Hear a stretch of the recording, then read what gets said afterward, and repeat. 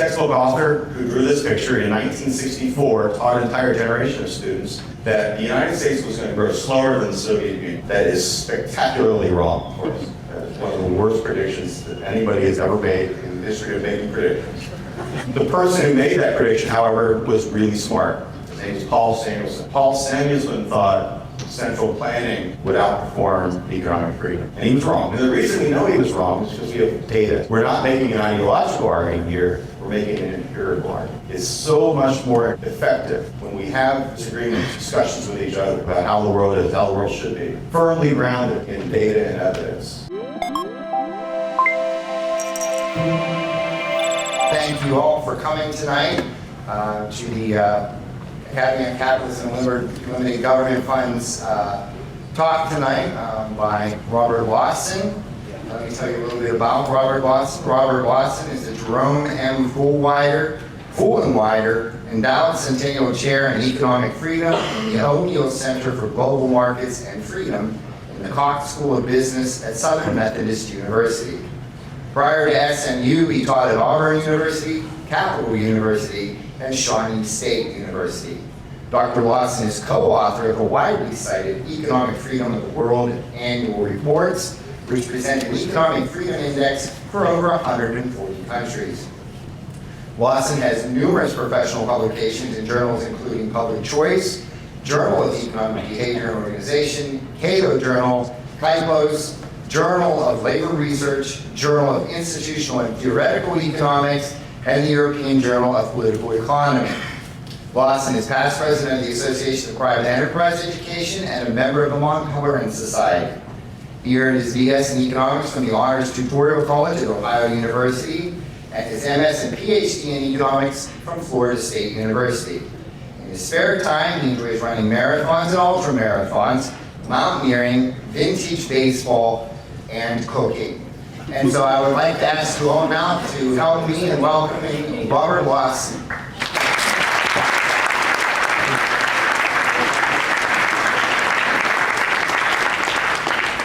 Thank you very much, Bill. That introduction is exactly how I wrote it for you this morning.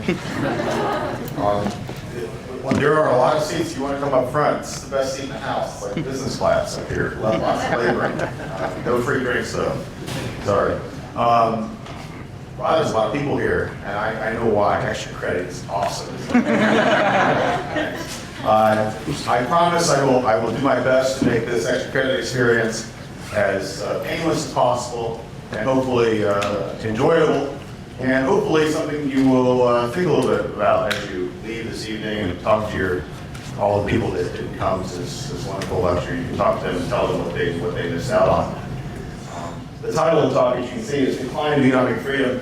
That's sort of a hope to get people here. I will talk a little bit about the decline of economic freedom in the United States, but mostly I just want to talk about economic freedom and how we measure it.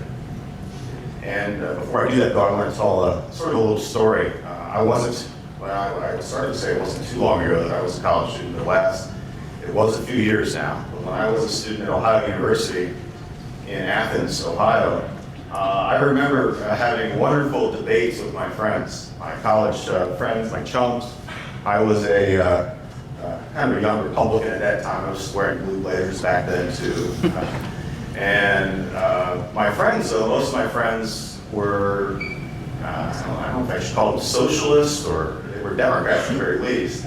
And we would have wonderful debates about how we thought the world should be, how we thought the economy should be organized, how we thought society should be organized. And that great debate that I'd like to describe here, I'm going to frame it around two gentlemen. You can see the two pictures there. On the left, well, I guess it's on the right. Which way? On your left, we have Adam Smith. Adam Smith is kind of a hero of mine. I'm actually wearing my Adam Smith lapel pin. I have ties with this picture on it. Everything's ridiculous.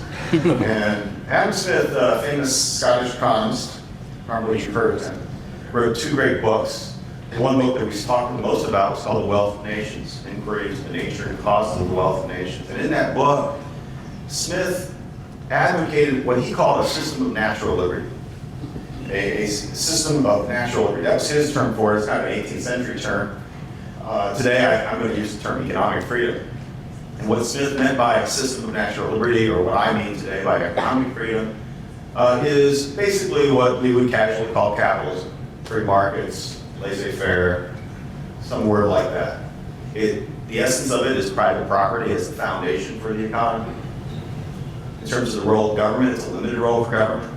Not to say no government, taxes. Adam Smith had a whole chapter on all the things government should do. But for Adam Smith, the role of government was a very circumscribed, a very limited role. Adam Smith's role for government was have some cops, keep the peace, have some judges to settle contracts or settle disputes. Maybe build some roads and bridges, although he said they should be toll roads and toll bridges. And yeah, schools are okay, but beyond that, there isn't a lot that Adam Smith thought the government should do. So Adam Smith advocated this system of natural liberty with a small but limited, a real but a limited role for government. He advocated for free trade. He had the audacity, which is in the 18th century, he had the audacity to argue that the people of England should be allowed to freely trade with the people of France, bitter enemies for centuries. And of course, we're still having debates about free trade in the United States and the modern world today. So that's Adam Smith did. Adam Smith said, you know, if you follow this vision, if you follow this natural liberty business, this economic freedom business, the world will work pretty good. The wealth of the nation will be greater. Things will work. It'll be a good society. That was Adam Smith. Roughly speaking, 100 years later, a little less than 100 years later, another guy came along, Karl Marx. Dashing figure here. Okay, not a dashing figure. Karl Marx, he was reading the stuff that Smith wrote. He was reading stuff that other economists that followed Smith, like Ricardo and wrote. And he said, you know, these economists are wrong. This capitalism stuff is actually going to be a problem. It's going to create all kinds of problems. It's going to cause business cycles, recessions, unemployment, poverty, monopoly, a litany of bad things would happen as you follow this natural liberty, this economic freedom, this capitalism stuff. So we have one guy, we have Adam Smith saying, if you follow this capitalism, this economic freedom thing, it won't be the land of milk and honeys, but it'll be nice, it'll work. And then Marx coming along a few generations later saying, no, it won't work. All right, so that's the debate. I remember that debate with my college friends in college. I was an Adam Smith guy, and my friends were Marxists or something like Marxists. They were critical of the way in which market economics work. And the debate I remember with my friends, and by the way, OU is very highly ranked on the annual party school list. I don't know where Illinois is, but OU is always in the top 5. And in fact, we lost our #1 ranking this year. I'm quite mad at the students there. As a proud alumnus, they need to get that #1 ranking back. But that debate, frequently occurring with the assistance of liquid encouragement, was a lot like those two people down there screaming at each other. I would say something like, oh, you know, I think we really need to cut taxes. They would say, no, we need to raise taxes. I would say, you know, private property is good. They said, no, private property means selfishness. And a couple more years later, they would start to call me names. They would call me a greedy capitalist pig. And I would say, you're a pico commie. And the whole debate, which was actually kind of fun and enjoyable, at the end of my 3 years, I graduated 3 years. At the end of my 3 years at OU, I don't think I convinced a single person that I was right. None of my friends turned into free market economists like me, and likewise, they had almost no influence on my thinking as well. So as fun and as enjoyable as those evening debates were with my colleagues, my friends, we really didn't, it wasn't really a debate that actually got us to some kind of resolution. And I'd like you to think about how that debate, it would be, how debates go on in other areas. So I've got a couple guys in a lab over here. And I don't know what they're doing, but I'm imagining that they're arguing perhaps or discussing what happens when you mix a couple chemicals together. And maybe the one guy thinks that if you mix the chemicals together, you'll get a smell of roses, perfume. Whereas the other guy thinks if you mix those chemicals together, you'll get a smell of rotten eggs, a horrible smell. Now, you can imagine that these two people could argue about it. They would write papers for prestigious chemistry journals, all kinds of calculus and analytical chemistry stuff. And they could argue and argue for decades, even centuries, but what are they eventually going to do? Of course, they're going to go down to the lab, right? They're going to mix chemicals together. And if the chemicals smell like roses, then the one guy's right. If they smell like rotten eggs, then the other guy's right. And if they smell like either of those things, then they're both wrong, and you don't need to write your papers. But at the end of the day, the way in which we sort of reach truth, or we get closer to truth in the natural sciences is through theory on the one hand, but also appeals to empirical evidence, appeals to laboratory experiments and empirical evidence. All too often, the social sciences is just like those two people screaming at each other. In economics, political science, sociology, and the other social sciences, it's a lot of yelling at each other, a lot of name calling, not a lot of actual dispassionate science going on. Now, economics is not a natural science. There are deep and fundamental differences between social sciences and natural sciences. But I would like to ask us to think about making the natural sciences a little bit more like the social sciences a little bit more like the natural sciences. Take a page out of their playbook and act like those guys in the lab. Right. So, thinking in those terms then, great debate. One guy, Adam Smith, said that if you follow his system of natural liberty, the world will work pretty well. Karl Marx said, if you follow that system of natural liberty, that economic freedom thing, it won't work. It'll be a disaster. People will be poor. We'll have inequality, we'll have monopoly, we'll have all kinds of horrible things. So let's act like scientists and try to measure economic freedom first. If we can measure economic freedom, if we can put a number on how economically free different countries are, the unit of analysis here is pointing to countries. If we can put a number on how economically free countries are, then we might be able to say, well, ask the question, well, do countries that have more economic freedom, like Smith advocated, are they better or are they worse? Let's not argue ideologically, let's look at the data. So 25 years ago, with my co-author Jim Wharton, I'm very pleased that tomorrow in Lake College up in Wisconsin I get to give a little talk in honor of Jim. And Jim and I started this project trying to measure economic freedom. And for the last 20 years or so, we've been putting out an economic freedom index. The goal was just to put a number on how close you are to Adam Smith. Okay? So that's the idea. Now, it is pretty complicated. A lot of numbers. I got the book somewhere over here. If I showed it to you, just pages and pages of tables filled with nothing but numbers. What I do is I collect data. I collect data from regular sources. I don't make it up. I go to the World Bank and the IMF. I use a lot of data from the World Economic Forum, which is a private group in Switzerland. You may have heard of the WEF. They have a big famous meeting in Davos. And prime ministers and kings and queens and Bono actually goes to the World Economic Forum meeting. So rock stars get to go to that. I'm waiting for my invitation, but they still haven't invited me. So I use data from these sorts of international groups, nothing really special about it. But we collect data on, again, trying to put a number on how close you are to Adam Smith. Remember, Adam Smith said we should have low taxes, we should have free trade, we should have private property, we should have limited role for government in terms of regulation. And I've got data on these things. I've got data on government spending, data on trade policy, tariffs, and quotas. Adam just said you should have small government in terms of taxes, you should have small tariffs, you should have limited regulations, you should have free trade. Okay, so I collect 42 variables from many, many different sources, primarily, as I said, IMF, World Bank, PricewaterhouseCoopers, WEF, World Economic Forum, things like that. I won't go through all 42 variables. You'd be falling asleep on me here. And this is the World Series game tonight, right? So, we'll get to that, okay. So let me just cut to the chase then. In terms of 5 areas, these 42 variables are really collapsed into 5 areas. So if you want to do well on my index, here's what you want to do. You want to be small in terms of government. Small taxes, low taxes, relatively low government spending. I find 5 variables for that in that area. Legal structured property rights, basically private property. There's a really cool data set done by the World Bank called the Doing Business Project. And it's put out by the World Bank. They have data, for example, on how long it takes to settle a contract dispute. So if I had a contract with one of you and I welched on the deal, I didn't pay you the money that I owed you.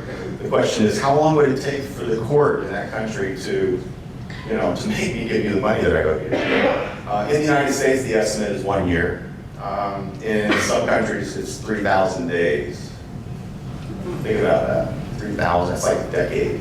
It's a decade. So if you had a contract dispute with somebody in a country like that, it would take a decade to get your money out of the courts. Well, realistically, of course, what's going to happen is no one's going to go to the courts. You're going to hire a thug to go enforce that contract privately. And next answer, you probably won't enter into the contract in the first place. Knowing that you can't enforce it, if it goes wrong, you probably won't even enter into the contract. You've all heard of 30-year mortgages? Do you have any idea how special that is?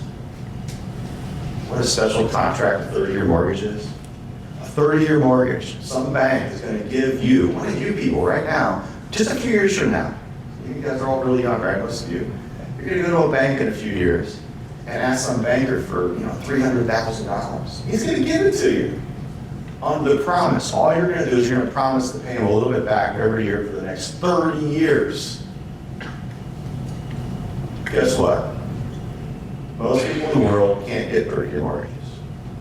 Only a tiny fraction of the earth has a capital market that is good enough and has a court system efficient enough to allow that kind of trust to exist. Mexico now has 30-year mortgages. They just started getting them a few years ago. But until just a few years ago, even Mexicans could not get a 30-year mortgage because the courts, no one trusted the courts. No banker would lend you $300,000. Knowing that the court wouldn't enforce the contract if you stopped making payments and the bank took you to court, the court's not going to enforce it. So critical ingredient to any market economy, the system of natural liberty, system of economic freedom, critical is the property rights and court systems are the guardians of property rights. The third area in the index is sound money. Basically, this is inflation. Measures a few different things, but it's basically all about inflation. I'll move on quickly. Freedom of trade. This was Adam Smith's famous area. The wealth of nations, in many ways, was a plea to the English nation to open up trade with other people, particularly with continental Europe, France, and so on. And so in this area, we have measures of tariffs and quotas. We have some capital control measures from the IMF. And then lastly, we've got a lot of different measures. I think we have 12 or 13 different measures in that fifth area related to regulations of different kinds. In credit markets, banking regulations like interest rate controls. In labor markets, regulations like minimum wages. One of my favorites in there is conscription, military conscription, which is a type of regulation that forces you to work for the army instead of whoever you work for otherwise. And then we have business regulations of a more general nature, like how many days or how many procedures it takes to start a business, again, from the Doing Business Project. So 42 variables, but to do well on the index, you want to get small government, private property, low inflation, low tariffs, and limited regulations. If this was a smaller audience, I'd ask, what do you think number one is? But I'll go ahead and give it to you. Number one is Hong Kong. Easy call. Easy call. Hong Kong is as close as any place on earth has ever gotten to Adam Smith's vision. I think it is we call it economic freedom index, but I call it in my head it's Adam Smith index. And it's out of 10. You can see the numbers are out of 10. So a 10 would be Adam Smith. Hong Kong gets a 9 out of 10. The top tax rate in Hong Kong is 15%. That's the rich people rate. 15%. In the United States, depending on the state you live in, the top tax rate is probably 50%. It's probably 50% in Illinois, high tax state, probably about 40% federal state, so on in my state of Texas. If you found yourself in a contract dispute, trust me, you'd be okay in a Hong Kong court. Very efficient court system, well-trained judges, impartial, not corrupt. I'd rather end up in a Hong Kong court any day over a Texas court, no question about that.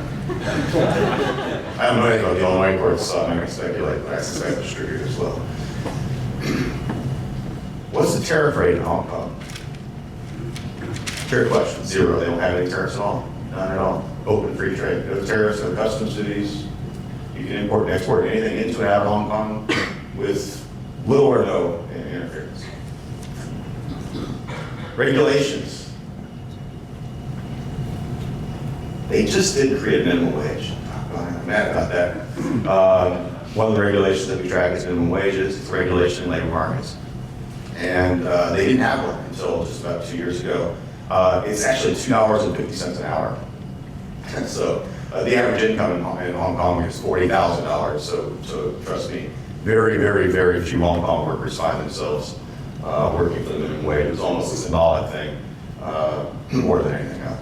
So Hong Kong is number one, Singapore is number two, and Singapore in many ways is structurally similar to Hong Kong. They also have no tariffs at all, for example. This does highlight the point that this is an economic freedom index, not a political freedom index. I love political freedom. I'm a big fan. I love my freedom of speech. I use it every day. Right? But there are other indexes of political freedom. The Freedom House in New York is a great group. Go to the website, it's a wonderful group. They do indexes every year of political freedom and civil liberties, and I love civil liberties also. I'm a libertarian. I like civil liberties. I like law. Right? But our index is just narrowly focused on economic stuff, because no one had done an economic freedom index until we came along. So Singapore does well, although if I was giving it a more complete freedom score, as opposed to just an economic freedom score, they would suffer a bit, because as you know, it's not exactly the most liberal democracy and not the highest respect for freedom of speech and civil liberties as other places. And the same can be true of probably other countries on the list. But generally speaking, the countries at the top are market economies, relatively what we would think of as being, industrial market economies. The big news and sort of the headline for the talk, I guess, is the United States has fallen to 17th in the index. The United States had traditionally been number 3. Hong Kong, Singapore, the United States, year after year. Here we put this index every year. Numbers of the computer every year. Hong Kong, Singapore, U.S. For a decade, I'm putting these numbers. We dated back to the 1970s. Always Hong Kong, Singapore, U.S. Until the year 2000. And in the year 2000, the United States actually hit number 2. We actually went a little bit higher than Singapore in the numbers. But since 2000, it's been going down. 5, 6, 8, and 12. And now we're at 17. I do blame George W. Bush for that. I say that with full realization that his presidential library museum is on my campus. I drive by it every day. In fact, I had dinner with President Bush last week. It was pretty cool, actually. I asked him if he knew about the economy under Freedom under his administration, and he said he did. Well, I don't know what he said.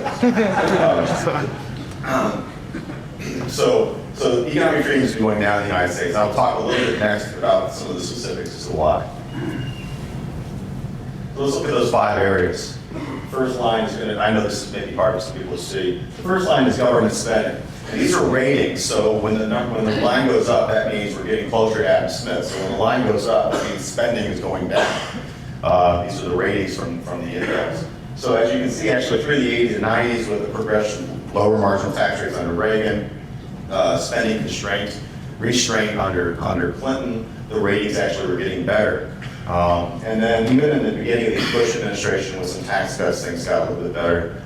But somewhere in the middle of the Bush administration and continuing on to the current administration, the ratings have gotten a little bit worse.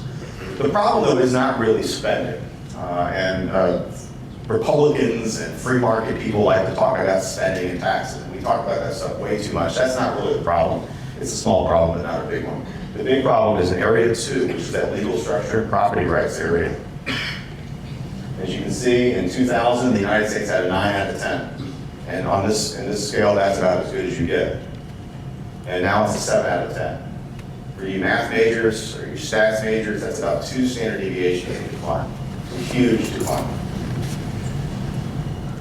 To give you an indication of what's going on, there's a question from the World Economic Forum survey that I use. It asks, simple question, it's asked of business executives, hundreds of business executives do this survey every year, and they've been doing it for decades. They ask them, in your country, how impartial are the judges? Simple question, how impartial? Can you trust the judges? In 2000, the people that filled that survey out of the United States gave us a 9 out of 10. In 2011, last year for which I have data, 6 out of 10. If you look at other countries, you get 6 out of 10 on that score. It's countries like Uganda.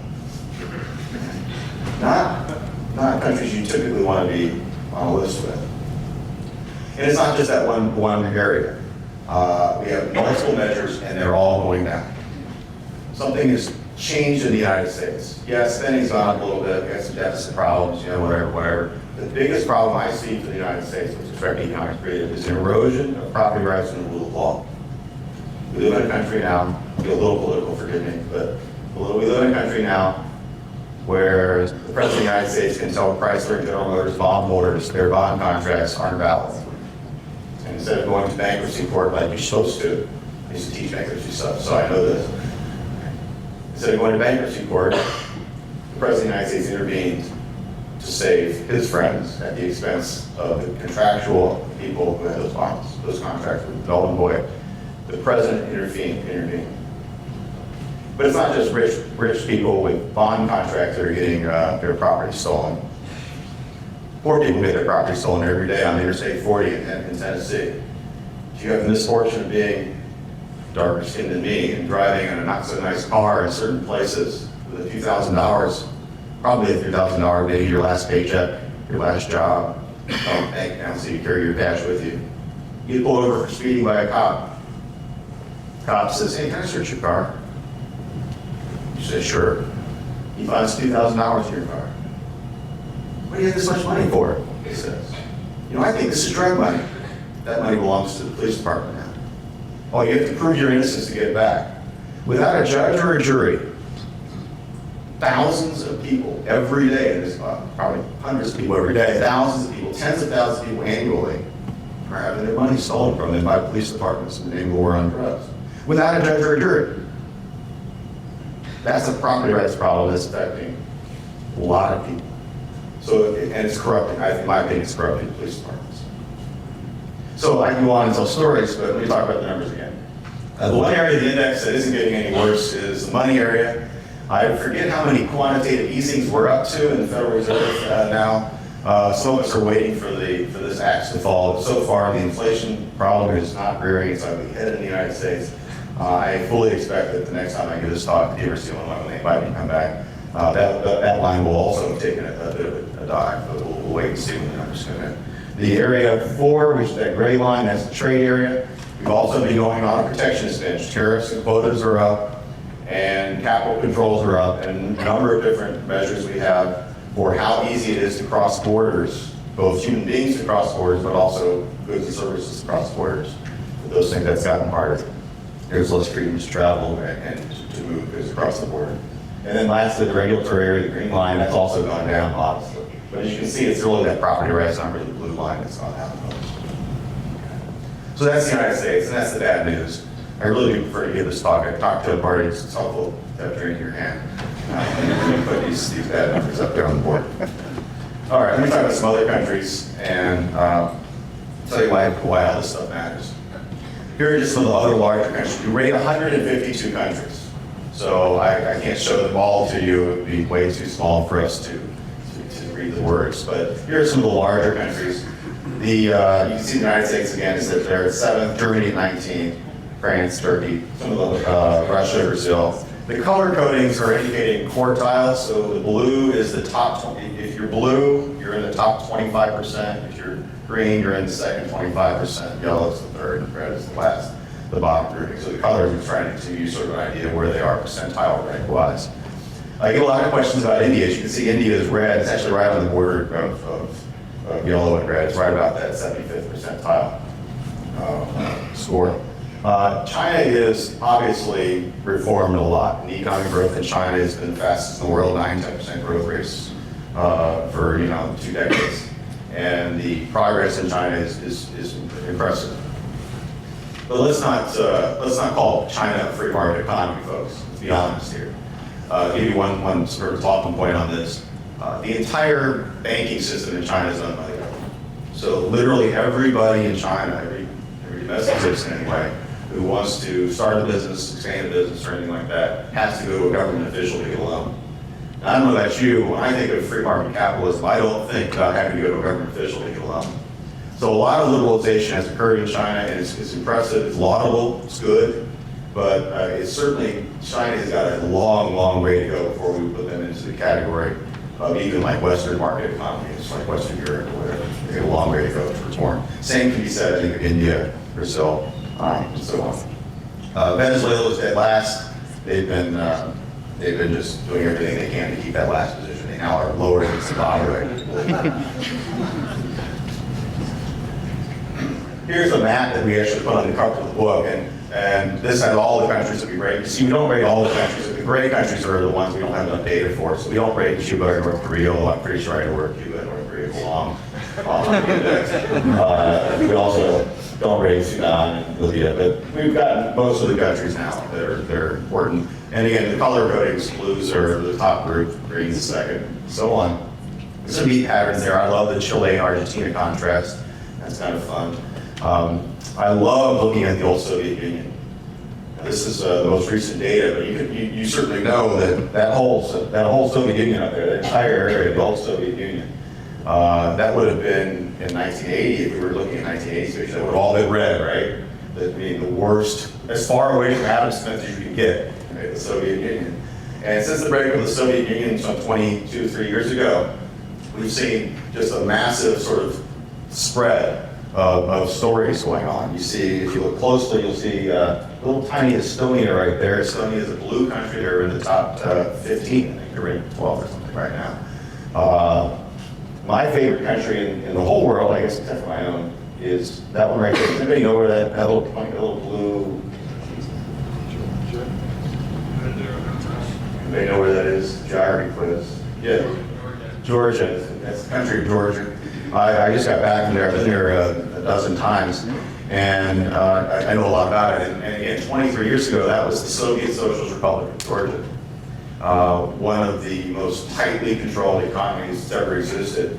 And spanned mostly in the last 10 years, they've liberalized to the point that they're now just into the blue area. They're ranked, I think, 28th or 27th in the whole world. And an absolutely amazing transformation of that economic system. Georgia's economy, I might add, is doing quite well, 68% growth rates for the last decade. Still a very poor country, but the growth rates have been impressive. And if you've been to Georgia, as I have over the years, you can actually see the progress. It's quite impressive. So that's kind of cool. The other area is, of course, Africa. Africa doesn't look very good. To a certain extent, this is deceiving because, you know, the way we construct the map is always the bottom 25%, right? There's always going to be a bottom quarter. And what you don't really see in this picture is that a lot of the ratings, the numbers themselves, are getting better for Africa. And so, generally speaking, the ratings are getting better. There's generally speaking move towards economic liberalization and economic freedom in the world, but especially so in Africa. Now, to be sure, many of them are still very low, but there's been a movement up. And especially Anglophone Africa, English-speaking, former English colonies, Ghana, Zambia, to a lesser extent, Kenya, Botswana, certainly, also South Africa. Those countries have moved up quite well on the Economic Freedom Index. And I actually, this is not investment advice, but I actually do think that some of these African countries have the potential to sort of take off economically, sort of like the South and Southeast Asian nations did in the 80s and 90s. I think that's where we might see some really take-off experiences. Francophone Africa, Sierra Leone, Cameroon, don't go there. Don't invest there. That is investment advice. Don't invest in Cameroon. The French Francophone African countries are really lagging behind. Tale of two cities. Literally, it's a great metaphor actually for that too. Okay, so that's the map. If there's any questions, you know, if we do any questions here, if you want to know about a specific country, I can do my best to give you an idea where they are, what the story is.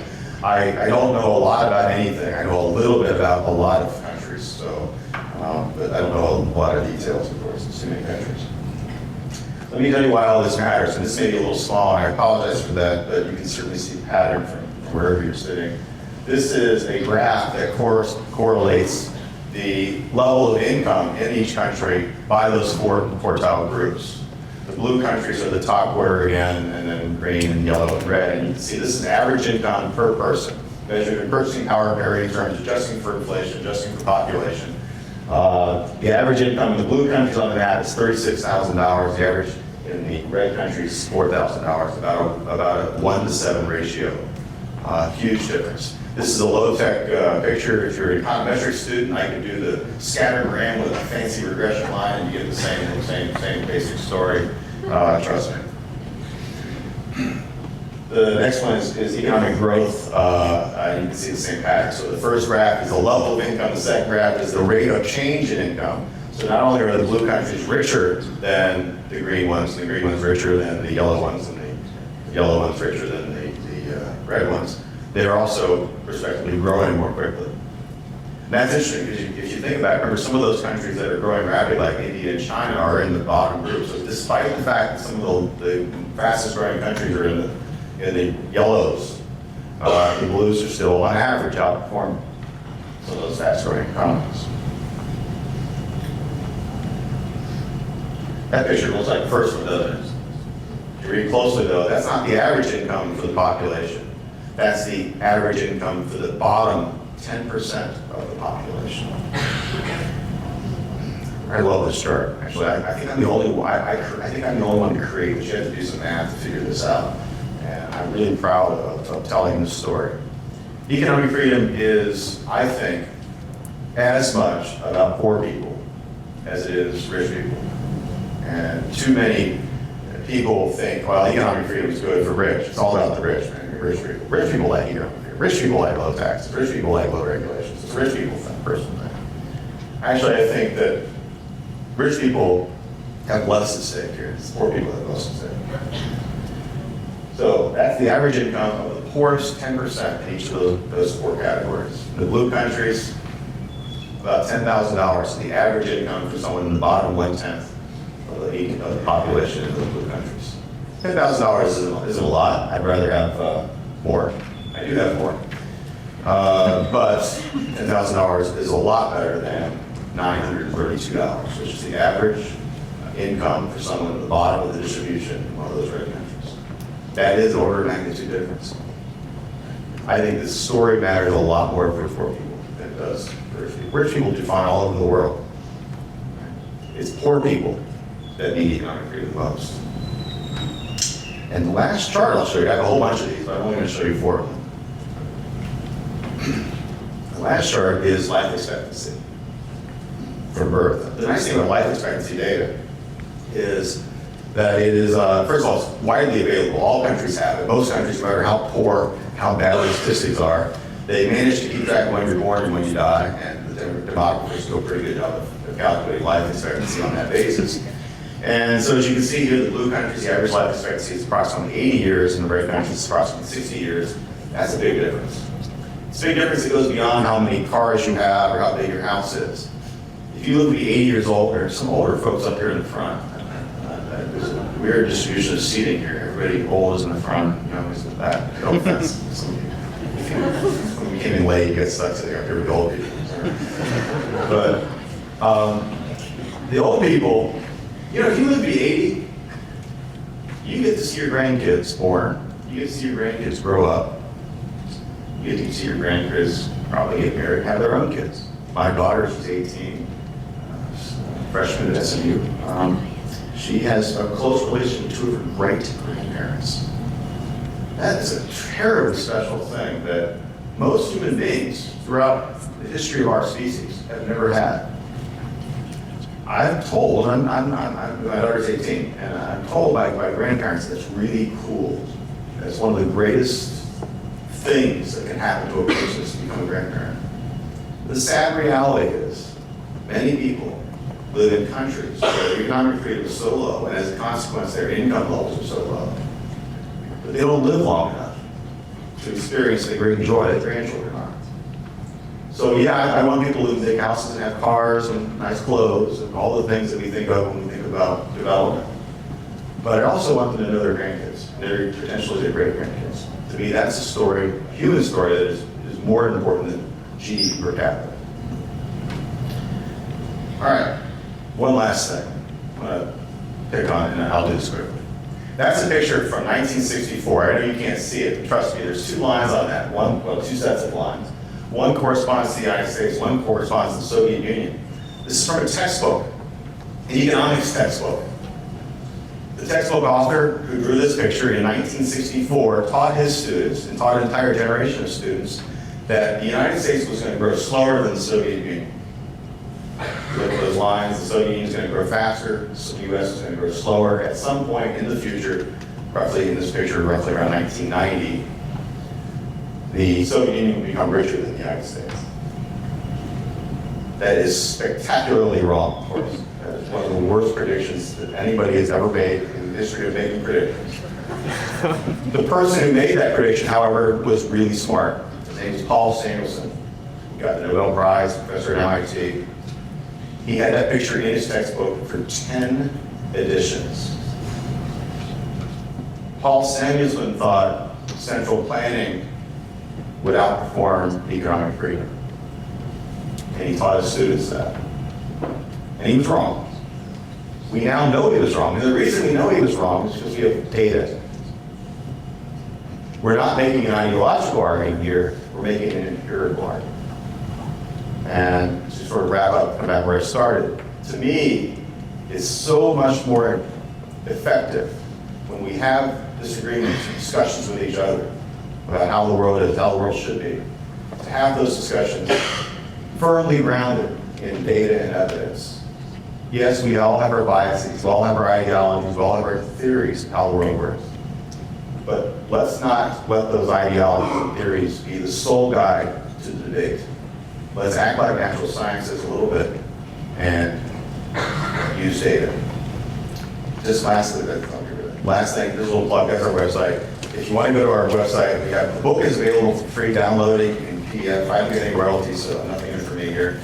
You can download the book. If you're an econometric student, and you just like liquid data, the spreadsheet with all of the data for all the countries, all the years, all the variables is on there. It's like a 20 meg spread file.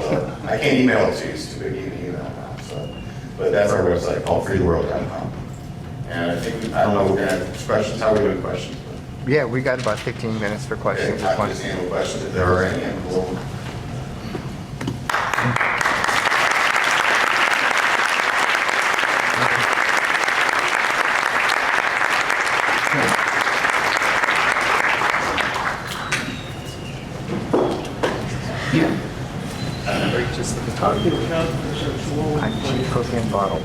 Question is, how do I account for such low inflation? Well, if you look at the data, the monetary base is expanded by about threefold. The Fed's balance sheet is expanded by about threefold. But if you look at money supply, it hasn't. And so most of the money, most of that monetary base, most of that money creation is sitting in reserves. And so it's not that surprising from an accounting point of view that it hasn't hit the economy and caused any inflation. I think the great concern, of course, is with all that reserve sitting out there, if the economy ever starts going again, it doesn't look like it's really going to take off anytime soon. But if it does, if that money does get released, yeah, it could be inflationary. I'm kind of old school. I kind of believe in the quantitative theory of money. And it's hard for me to believe that in the very long run we can triple the monetary base without seeing inflation. But I do believe the official data. I'm not a conspiracy guy. There are people out there saying, well, there's really inflation, they're just hiding it. I don't buy that. I think the official data are probably pretty accurate. It's just that we have this sort of overhanging risk that we'll see what happens, if it happens.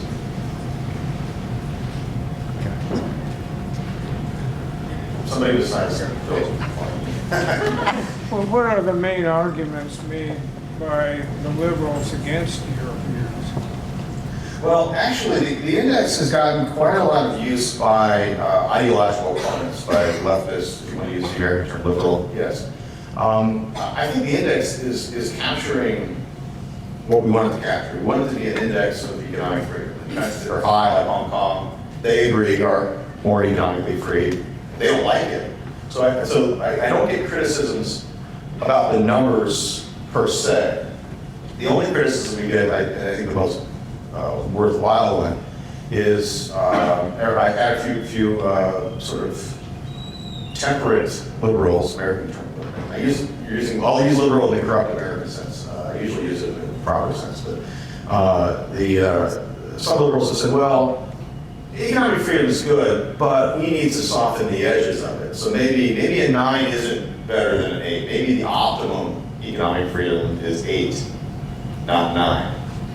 or maybe it's 7.2 and not, or whatever. Okay, maybe there's in terms of the optimum amount.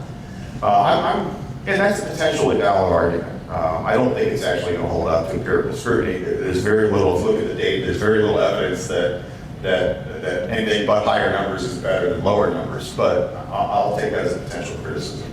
I would say, however, that when someone tells me that they think there's an optimal amount of economic freedom, it's usually right around where Sweden happens to be. If they say that, then I would like them to criticize Venezuela. I mean, because if you think the optimum amount of economic freedom is Sweden, then Venezuela is a long way from that. And yet, if you listen to leftists, liberals, like whatever the word, you hear not a peep of criticism from that crowd about Venezuela. So I'm not quite sure how ingenuous they really are about that story. But that would be good. Yes, sir. In regards to the sharp drop in the freedom of property rights, what has exactly been the biggest cause to that, and what can be done to make it, I guess, rise again? Well, the question is about what's the cause of those property rights declines. Well, I mean, I have 9 variables there, and 5 of the 9 crossing over 2 distinct different sources have really dropped a lot. And it's subjective variables from the World Economic Forum having to do with impartial courts. There's a general question on property rights. There's also a question on this is kind of related to what I said about police. There's a question on the efficacy of police in enforcing, sort of law and order. And those numbers have gone down a lot too. Those are kind of subjective and survey based. I actually do believe them though, because they're very US specific. Other countries, the same survey, it's not happening there, and so on. So that's basically the story. Unfortunately, those data that we use are not directly linked to a particular policy. So I can't actually say, well, it's the Kilo decision, the Supreme Court decision, or it's the having to take your shoes off at the airport, or it's accident forfeiture. I have these things in my head, but I can't directly link it to it. Now, to answer your question, what can be done about it, though, that's where I really do worry. Spending is easy. I mean, fiscal crises come and go. Governments spend too much, that's what politicians do. Greek politicians, Italian politicians, politicians spend money, okay? I know this. And then they get right up to some kind of fiscal cliff, use that stupid term. They look over, usually they go, I don't want to do that, they fix things. I mean, and technologically speaking, it's not hard to fix budget crises. You just don't spend so much. Maybe you tax a little bit more, you don't spend so much. You just be sane. It's not impossible to imagine Congress fixing the fiscal problem. How do you fix property rights? You just write a new law saying, here on forward we have better property rights. No, property rights are deeply embedded in the culture and the daily practice of business and government officials. And how do you undo the memory of President Obama stealing millions of dollars from Chrysler GM bond holders? You don't pay this. That was done. It was done in an extra legal way. Argentinians blushed, frankly, the way that was done. And yet, for elite Argentinians out there. But how do you fix that? It's like Humpty Dumpty. How do you put that together again? So I really do worry that we've crossed over a sort of a really deep divide now. I don't know how we get back. I'm not worried about spending. I am, but in context, I'm not worried about it anywhere near like I am worried about the erosion of property rights. Go here. Yes, sir. What do you think the impact of the cost of higher education and the debt associated with it is going to have on economic freedom? The question about higher education and the cost and its impact, I don't think it's going to impact my numbers as such. I think it's a real problem, though. I think that market economies experience what Schumpeter called, creative destruction. And I think the education system in the country is ready for a lot of creative destruction. I say that as a privileged professor at a school that charges about $55,000 a year. I think that the system is going to be attacked, and in a lot of ways successfully attacked by technology And the value proposition of a student taking $100,000 in loans to go to college is quickly eroding. It's mainly because there are going to be cheaper, more effective ways to credential yourself and to acquire the capital that you want without giving SMU or even the University of Illinois as much money. My fallback position is to become a bartender, so. But no, I don't think it's going to be a freedom thing. Actually, it's the kind of thing that you should see. Economically free societies allow for that kind of churn, that kind of dynamic entrepreneurial activity. What I'm worried about actually is that the politicians are going to try to prop up these dinosaur systems of higher education. And I'm kind of a member of one. I'm the one guy. I'm the first one who's going to get it up. But I think the politicians are going to try to prop up and subsidize these systems and turn them into sort of elaborate job programs for geeks like me. And I hope that doesn't come.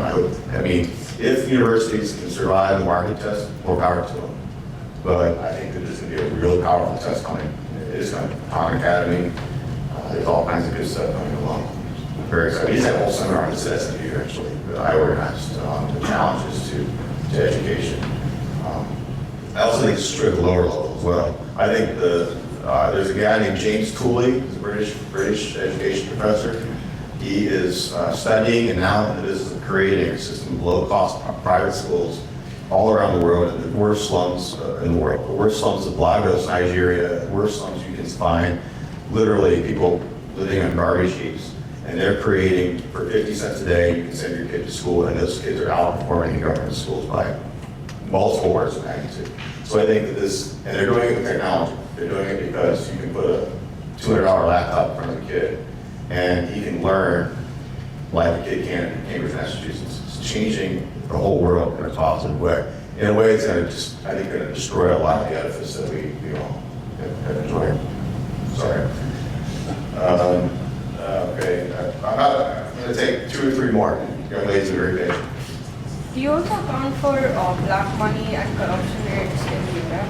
Okay, we have nothing in the index about corruption per se, but the index correlates very well with corruption. And as you might imagine, countries with more economic freedom have a lot less corruption.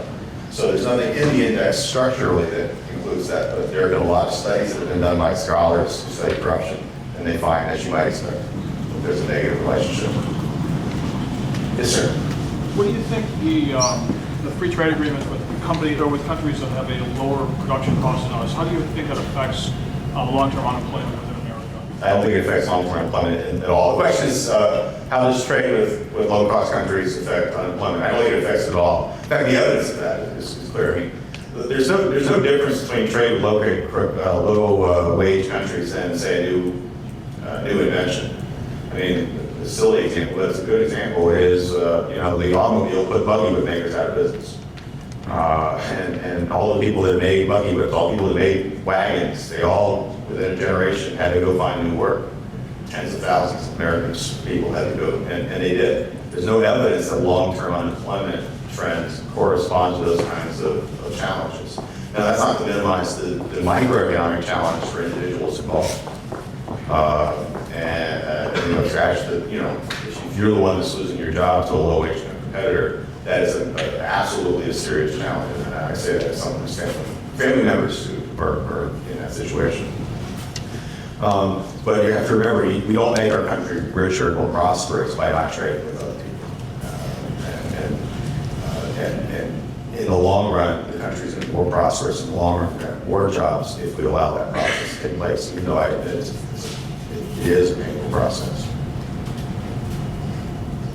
Last question, David, and all the other also have private questions if we want to do something like casually after. If you had to pick which variable on your index that you've seen as the biggest influence on countries that were lower on your index gain the most progress, which variable would you have to? That's a great question. The question is, which of the area or variables of the index have contributed the most towards countries getting better on the index? Okay.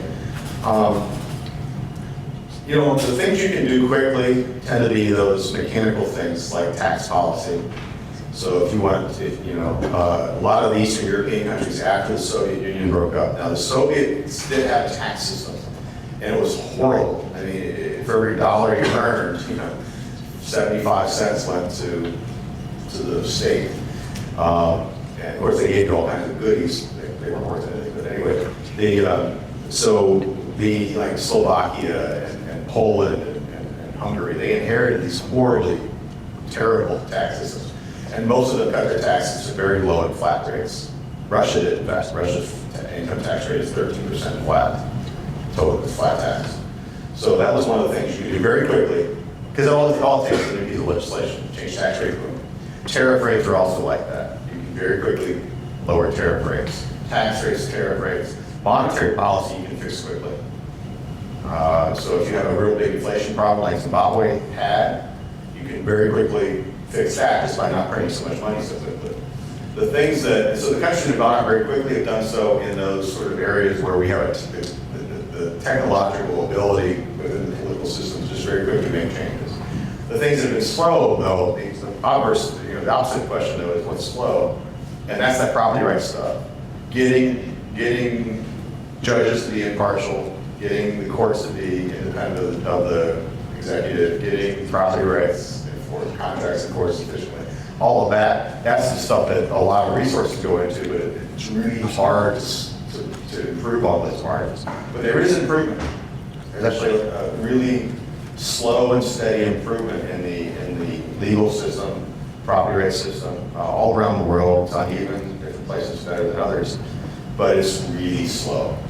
And so if you look at the area 2 in numbers that I look at, they don't change so much as the other areas. Okay, thanks.